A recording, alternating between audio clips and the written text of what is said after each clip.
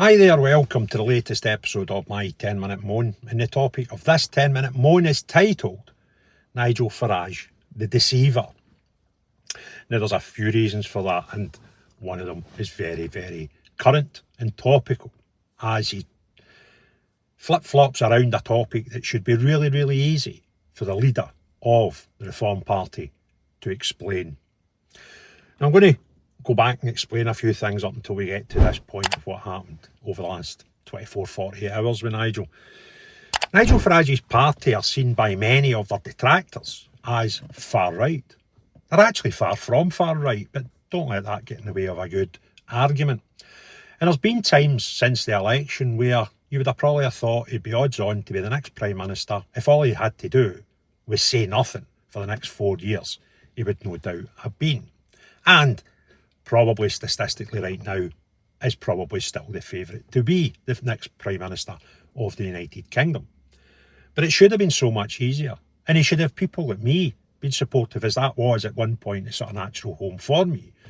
But my mind was changed almost a year ago about reform, and a lot of people have went the same journey as me, and my reasons are quite unique to being a Scottish Unionist, and I totally understand why other people who don't have any concerns for Scotland or the constitutional question in Scotland would not care about my reasons for not being a supporter of Nigel Farage nor his party anymore. However, that shouldn't be the case for the rest of the United Kingdom. In Nigel's party, if you were to ask 100 people in the street their views on not only immigration, but on deportation of people already here, they would probably think, reform, they'll be getting rid of everybody. And that's not the case. Nigel Farage was on an interview not so long ago where he categorically stated that deporting people already here was not something he wanted to do or he thought was possible. That seemed to cause a reaction by a lot of people who were still currently supportive or then currently supportive of reform. They then made some very, very cute and clever comments at one of their party conferences where they talked about immigration and stopping stuff, but made no comment whatsoever to dealing with the people who are still here. And a very vocal ex-Reform MP, Rupert Low, he has stated his intentions are very different from the party because he wants to be deporting people who are here illegally, have outstayed their welcomes, etc., etc., which is the opposite from what Nigel said. Then we come up to just before the local elections in England. Well, this was obviously a hot topic and some people were discussing it, and Nigel Farage made a peculiar, particularly weird statement at that time. I think it was a day or a few days before the local council elections in England, where he stated that his party would make their stance immediately after those elections on deportation and immigration as a subject. And clarity would be given, which I thought was weird. Why would you not do that before people are going out to vote? Because surely if your policy matched the common feeling within the country, then it would help what was actually a good night results for reform, but would have made that easier or even better. But no, he made this strange comment that after the election he would clarify exactly where reform stood on the question. And we're waiting. But what's happened in the last 24 to 48 hours has been particularly odd, because Nigel has confirmed that should reform get into power, therefore making it one of their policies it should be on their manifesto for the next election, he has made a statement saying two things: that they would abolish the two-child cap on child benefit and reinstate the old folks' winter payment. Now, to be fair, the government's already flip-flopped on that, so that's not something the new government would need to do because Labour's already said they're going to reinstate it, so that was a sort of pointless waste of breath. But the one that I found peculiar, and the thing that he forgot to comment on, I found were more telling of Nigel Farage. So he's dictating that people with more than 2 children will not be penalised with a cap to child benefit, which I'm sure will outrage many people who are right of centre, working middle class people, a category I'm in, who go, we kind of understand why the two child cap was on child benefit. And the other thing is, I don't think you're a racist for making the next comment, although no doubt in society today that'll not stop people throwing it at me. But I think it's fair to assume that the majority of people who are in the country, who are foreign, have got a fair chance of having bigger families than the indigenous people of these shores. So what he's actually wanting to do is he's wanting to start incentivising and rewarding people with a benefits package to have large families. And the people who will benefit most, I would suggest, will be non-indigenous people to this country, which you would imagine be a bit of conflict of ideas with people who would probably be ideal reform voters. So that's a bit odd. So he's not wanting to get rid of the people already here illegally. And if they've got more than 2 kids, then he's going to pay them more money. But Nigel Farage is this guy that's going to solve our overpopulation problem at the moment, and the too much reliance on people from other countries who come here because we've got such an attractive benefit system. He's going to make that better for them.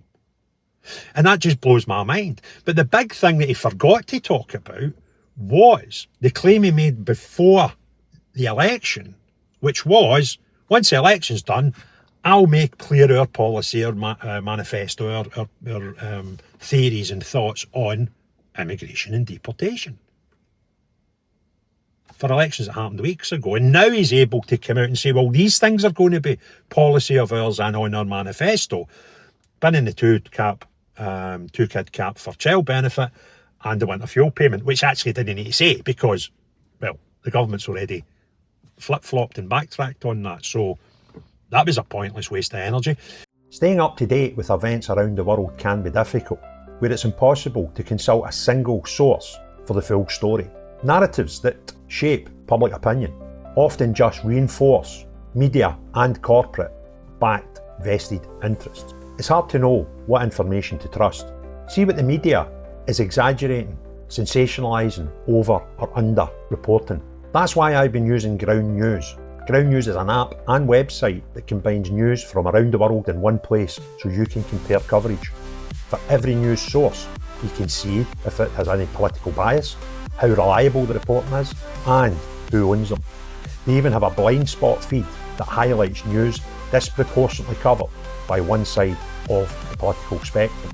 Take a data-driven view on the news and stay current. Get news from thousands of sources worldwide in one place.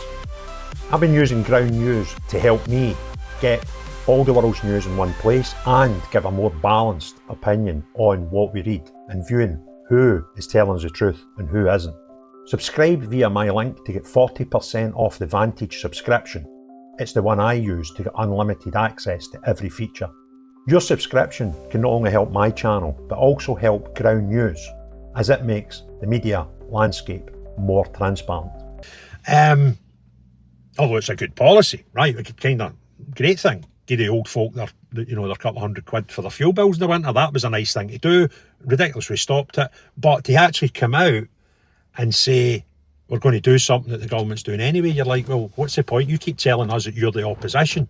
What you're meant to do in opposition is put forward things that the government aren't going to be dealing with. And that would be like immigration, and more importantly in immigration, what you're going to do with the people already here, with as far as deportation is concerned. So as it stands now, the last thing we heard from Reform on not the point of immigration and the people coming into the country, that does need to stop. Nobody will argue with that. But the bigger problem, because it's millions of people, are the ones who are here illegally and currently in the country. And Nigel and Reform are tight-lipped on that. Well, that's actually not true. Nigel's not tight-lipped on that. Nigel told us himself a few months ago, deportation, not going to happen, political hot potato, and all that sort of stuff. I can't remember his exact words, but basically there's no point in doing that, so there's no point in talking about it, because it's unachievable. So that's where we are with Reform.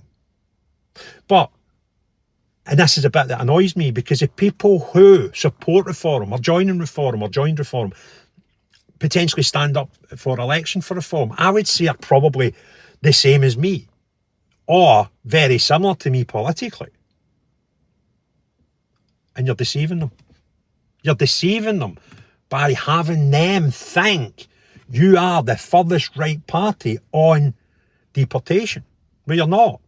My party, SDP, which a lot of people would say is a sort of middle ground party, you know, left and some, right, and most of them, I say the things that are left, it's like, we probably should own our own water, right? That's how far left SDP are. But on immigration, very, very, very, very clear, send you to the Ascension Islands.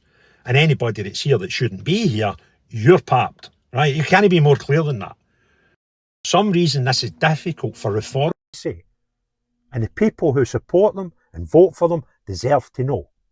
And listen, if they manage to win an election without ever telling folk what they're going to do in deportation, fair play to them, because they'll just be slightly not as bad as the other two options that could win a bloody election at this point.